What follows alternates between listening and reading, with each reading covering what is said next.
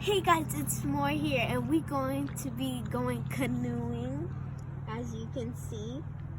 And I found this type of bird over there. I don't know why it's not going to get eaten, but it looks big. And we are going to be canoeing. I want to learn how to canoe and stuff.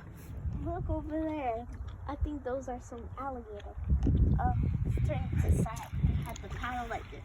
If you need some canoe tips, put your hand right here, put your hand right there, and then you paddle. If you need a turn, you have to do a little bit rough. Good job. And over there, look, there's an alligator. Let me zoom in.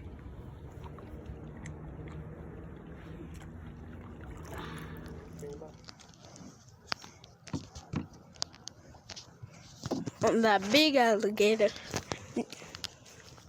Look at that. Oh, that's so adorable. It's like a little school.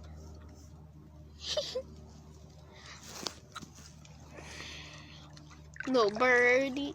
Little baby birds. It reminds me of like little chicks.